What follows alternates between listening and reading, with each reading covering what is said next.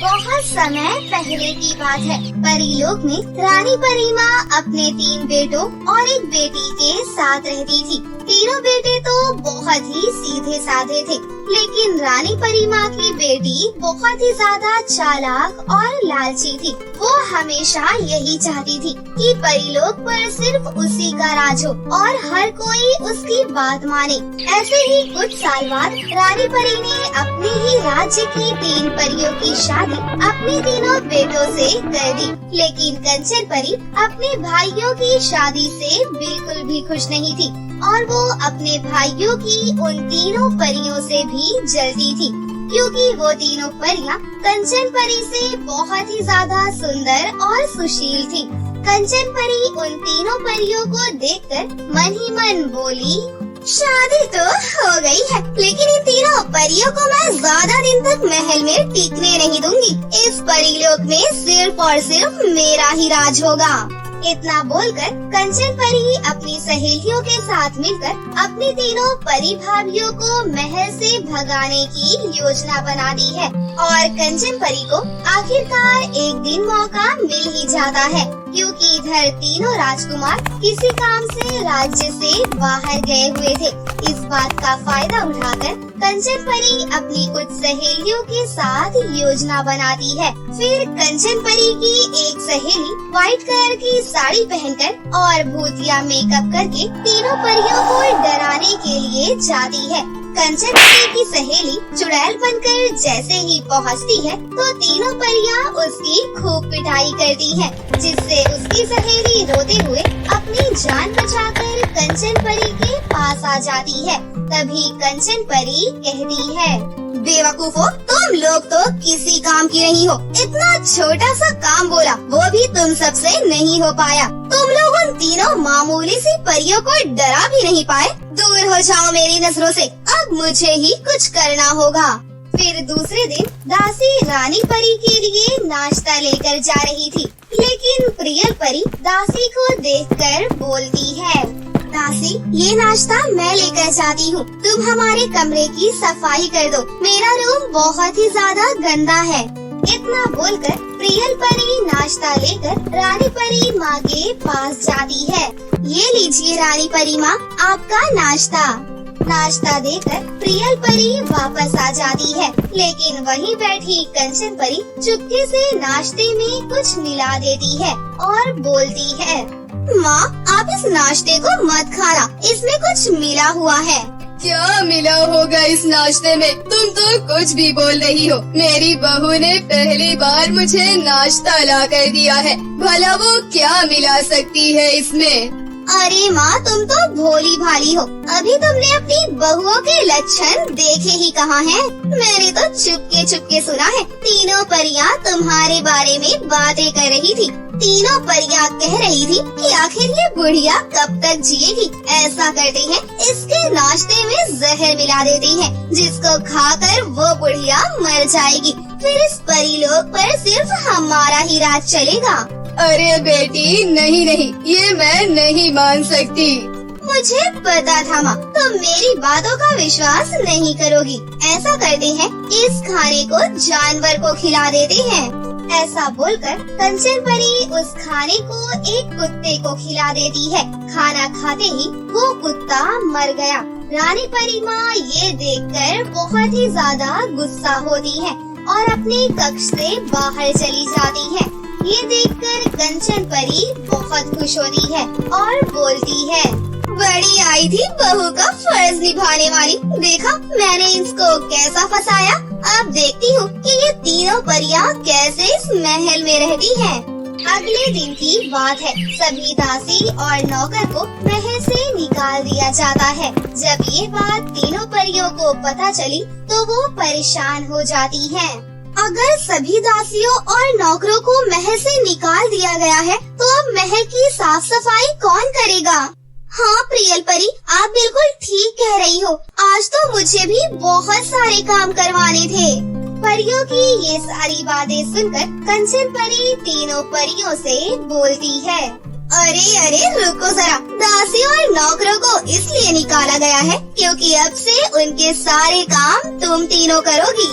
अरे ये क्या तरीका है, भला हम महल की साफ सफाई क्यों करेंगे?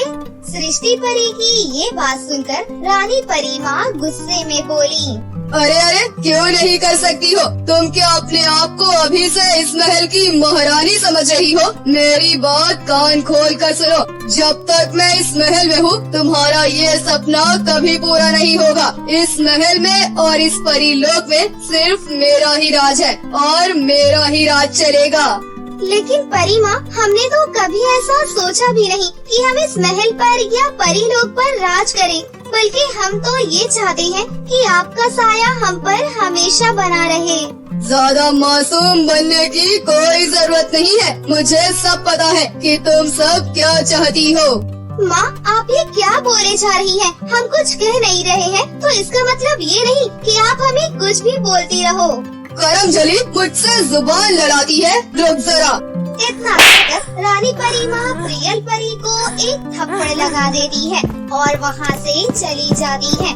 वहीं पर खड़ी कंचन परी खुशी से हंसते हुए बोली, अपने आंसुओं को संभाल कर रखो, ये तो अभी शुरुआत है, आगे आगे देखो होता है क्या। आज से पूरे महल की साफ सफाई और खाना तुम तीनों ही बनाओगी। और अभी किचन में जाओ और मेरे लिए और माँ के लिए गर्मा गर्म खाना बनाओ, मुझे आज बहुत जोरों की भूख लग रही है। रानी परी माँ की डर से तीनों परियां कंचन परी से कुछ नहीं कहती और सारे काम करने लग जाती हैं। तीनों परियों के बुरे दिन गुजर रहे थे। ऊपर से रानी परी माँ और कंचन परी का तीनों परियों पर अत्याचार बढ़ता ही चला जा रहा था। कंचन परी कोई भी मौका नहीं छोड़ती थी तीनों परियों को परेशान करने का। ऐसे ही एक दिन की बात है, तीनों परियां रानी परी से बोलती हैं, माँ, आज तक आपने और कंचन परी ने हमसे जो कुछ भी कहा, हमने वो सब सुना। यहाँ तक कि आज तक हमने अपने जीवन में जो काम कभी किए भी नहीं थे, वो भी करना पड़ा, वो भी आपके कहने पर अब हम पर थोड़ी दया दिखाइए, क्योंकि हम तीनों परियां गर्भवती हैं। इस हालत में अगर हमने अपने ऊपर ध्यान नहीं दिया तो हमारे और हमारे बच्चों की जान के लिए खतरा है। ये बातें सुनकर रानी परी माँ बोली, तुम तीनों जो ये नौटंकी कर रही हो ना कि तुम्हें काम न करना पड़े, ये यहाँ नहीं चलने वाली। और कोई बहाना मुझसे मत बनाना। अब तुम सभी चुपचाप से तीनों मटके उठाकर महल के बाहर वाले कुएं से पानी भरकर लेकर आओ। बेचारी तीनों गर्भवती परियां आँखों में आंसू लिए महल के बाहर पानी भरने के लिए चली जाती हैं। उन परियों की ये हालत देखकर परीलोक की दासियां आपस में बातें बनाने लगती हैं। अरे इन्हें तो देखो, ये तो हमारे राज्य की रानियां हैं। बेचारी तीनों गर्भवती हैं, पर फिर भी रानी परी माँ और उनकी बेटी कंचन परी इन पर कितने अत्याचार कर रही है। इस हालत में तो इनका बहुत ध्यान रखना चाहिए, पर इनका ना तो कोई ध्यान रखता है और न ही इन्हें ठीक से खाना मिलता है। बेचारी परियां, ऊपर वाला ही अब इनका भला करे। इतना कहकर वो दासियां तीनों गर्भवती परियों के पास गयी और बोली, लाइए मालकिन, आपका पानी हम भर देते हैं। जैसे ही दासियां पानी भरने के लिए जाती हैं कि तभी वहाँ पर कंचन परी आ गई और गुस्से में बोली, अरे ये क्या हो रहा है यहाँ पर? लगता है तुम लोगों को बहुत ज्यादा चर्बी चढ़ गई है, जो तुम मेरे खिलाफ जाकर इन परियों की मदद कर रही हो। चुपचाप से इन मटकों को नीचे रखो, नहीं तो तुम्हारे लिए अच्छा नहीं होगा। और हाँ, अगर दोबारा इन परियों की मदद की तो तुम्हारे सर ही कटवा दूंगी। कंचन परी, तुम हमारे साथ ऐसा क्यों कर रही हो? हमने तुम्हारा क्या बिगाड़ा है? तुमने मेरा बहुत कुछ बिगाड़ा है। मैं ये चाहती हूँ कि तुम इस महल को छोड़कर चली जाओ, और अगर नहीं गई तो इससे भी बुरा हाल कर दूंगी तुम्हारा कि तुम सोच भी नहीं पाओगी।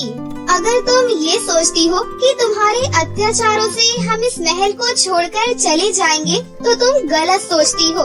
तुम हमें मार भी दोगी तो भी हम इस महल को छोड़कर नहीं जाएंगे। हाँ, तुमने तुमने ठीक कहा, बेशरम हो तुम, इसलिए महल को छोड़कर नहीं जाओगी। अब तुम लोगों को मारना ही पड़ेगा। अब खड़ी खड़ी मेरा मुंह मत देखो, जल्दी से जाकर महल में पानी भरो।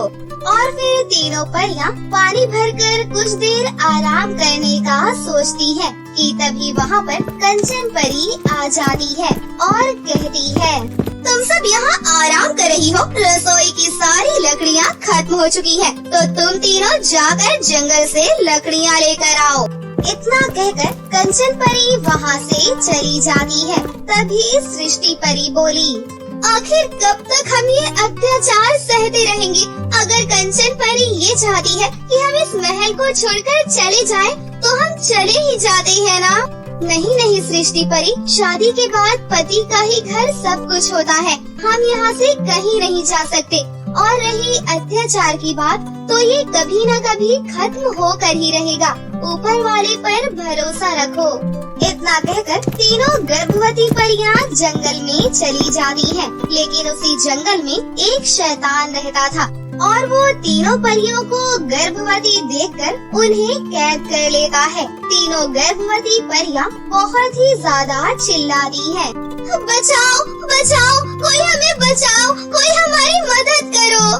परियों की आवाज सुनकर वहाँ एक बहुत ही ज्यादा भयंकर चुड़ैल आ जाती है। फिर चुड़ैल उस शैतान को मारती है और वो शैतान डर कर वहाँ से भागने लगता है। तभी गर्भवती परियां भी मौका पाकर वहाँ से भागने लगती हैं। लेकिन चुड़ैल परियों को रोक कर बोली, घबराओ नहीं बेटा, मैं तुम्हारा कुछ नहीं बिगाड़ूंगी, बल्कि मैं तो तुम्हारी यहाँ पर मदद के लिए आई हूँ।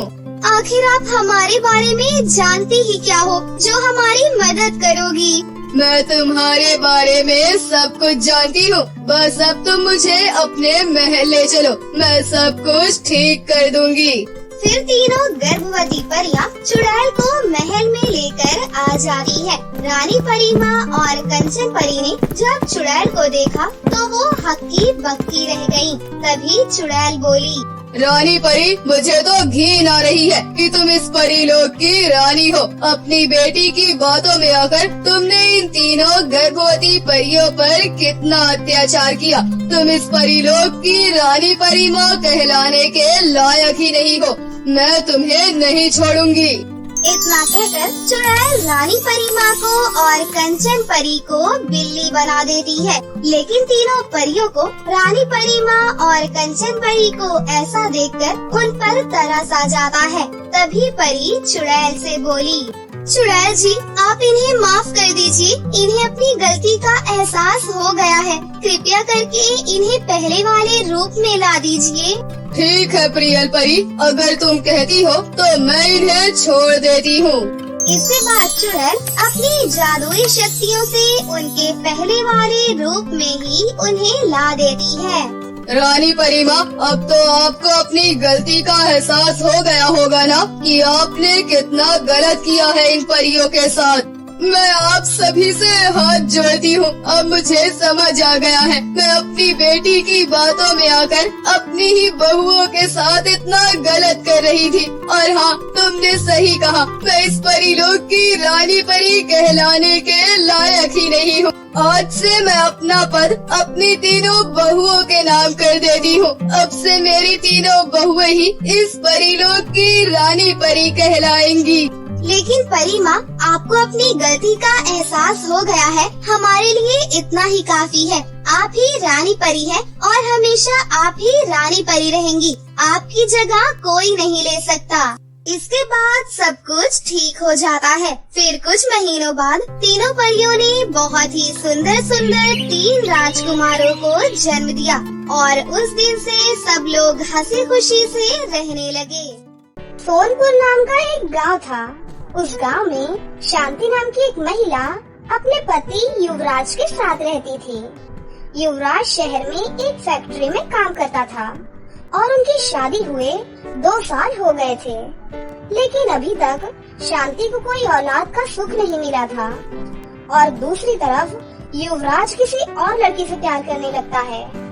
अब युवराज घर में आकर हर छोटी मोटी बात पर शांति से लड़ाई करने लगता है।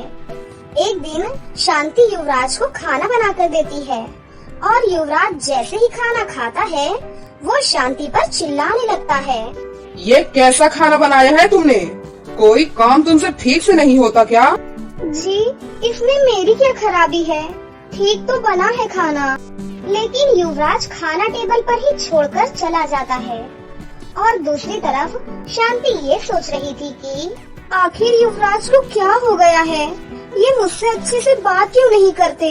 हर बात पर गुस्सा क्यों हो जाते हैं? फिर कुछ दिनों बाद युवराज शांति से बोलता है, मैं अब तुम्हारे साथ नहीं रह सकता। मैं किसी और से प्यार करता हूँ और उसके साथ ही रहना चाहता हूँ। आप ऐसा नहीं कर सकते। मैं आपकी पत्नी हूँ। आप मेरे साथ ऐसा कैसे कर सकते हैं? युवराज शांति की कोई बात नहीं सुनता और वहाँ से चला जाता है। लेकिन शांति को तो कुछ समझ में ही नहीं आ रहा था कि ये सब उसके साथ क्या हो रहा है। बेचारी शांति अब बिल्कुल अकेली हो गई थी और अकेले ही घर में रहती थी। एक दिन वो काम कर रही थी और अचानक उसकी तबीयत खराब हो जाती है। डॉक्टर से चेक करवाने पर उसे पता चलता है कि वो माँ बनने वाली है। मुबारक हो, आप माँ बनने वाली हैं। शांति ये बात सुनकर बहुत ही ज्यादा खुश हो जाती है और वो घर वापस आ जाती है। अभी फैक्ट्री जाकर युवराज को ये बताती हूँ। ये बात सुनकर वो बहुत ज्यादा खुश हो जाएंगे और मेरे पास वापस आ जाएंगे। लेकिन ये सोचते ही उसे याद आता है कि युवराज तो दूसरी औरत के लिए उसे छोड़कर चला गया है। अब मुझे अकेले ही अपने बच्चे का ध्यान रखना होगा। अब शांति ने घर पर ही सिलाई का काम शुरू कर दिया था, जिससे कि उसके घर का गुजारा हो रहा था। और कुछ ही महीनों बाद शांति एक लड़के को जन्म देती है, जिसका नाम वो प्रेम रखती है। प्रेम बहुत शरारती था। कुछ समय के बाद प्रेम स्कूल जाने लगता है। शांति उसे स्कूल छोड़ने और शाम को उसे वापस स्कूल से लेने भी जाती थी। बेटा, आराम से चला करो, मेरा हाथ पकड़ के चलो, इधर उधर भागना नहीं है। ठीक है माँ। एक दिन शांति प्रेम को लेने के लिए रोड के दूसरी तरफ खड़ी थी। प्रेम अपनी माँ को देखकर भागकर अपनी माँ के पास आने लगता है कि तभी दूसरी तरफ से एक गाड़ी आ रही थी। तभी शांति अपने बेटे को बचाने के लिए भागती है। तभी एक दुर्घटना घटती है। इस दुर्घटना में शांति की एक टांग टूट जाती है और वो अपाहिज हो जाती है, जिसकी वजह से शांति अब भारी सामान नहीं उठा पाती थी। शांति एक दिन बाजार से कुछ सामान लेकर आती है और घर पर आकर बैठ जाती है और वो बहुत ही ज्यादा थक जाती है। तभी प्रेम अपनी माँ को देखता है और बोलता है, माँ, मेरी वजह से तुम्हें ये चोट लगी है ना? नहीं मेरे बच्चे, ऐसा मत सोचो। तुमसे बढ़कर मेरे लिए और कुछ भी नहीं है।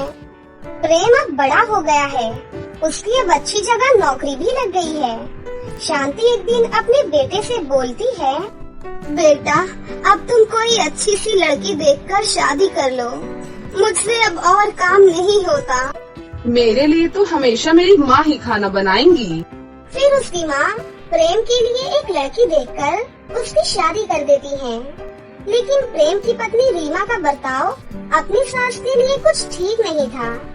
वो हर छोटी बात पर शांति से लड़ना शुरू कर देती थी और शांति से बहुत काम भी करवाती थी।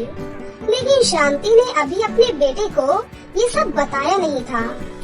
एक दिन शांति की तबीयत बहुत खराब हो जाती है और उसको बहुत खांसी भी हो गई थी। बेटा, मुझे एक गिलास पानी देना। लेकिन रीमा का कोई जवाब नहीं आता। वो अपने दोस्तों से फोन पर बात कर रही होती है। शांति उसे फिर से आवाज लगाती है, बेटी, जल्दी पानी लाना, मुझे सांस नहीं आ रही है, बेटी। ये बुढ़िया कभी भी आराम से बात करने नहीं देती है, साली बुढ़िया। और वो गुस्से में उसे पानी का गिलास देती है। कुछ दिन बाद रीमा शांति से बोलती है, कल घर पर मेरी कुछ फ्रेंड्स आ रही हैं और उनके लिए सारा खाना आप ही बनाएंगी, समझी? अगले दिन रीमा के कुछ फ्रेंड्स आ जाते हैं और शांति बेचारी उन सबके लिए सारा खाना बनाती है। रीमा के सारे फ्रेंड्स खाना खा रहे थे, तभी शांति सब्जी लेकर आती है और टेबल पर रखते समय वो सब्जी रीमा के फ्रेंड के ऊपर गिर जाती है और उसके सारे कपड़े गंदे हो जाते हैं। ओह माय गॉड, मेरी सारी ड्रेस खराब कर दी।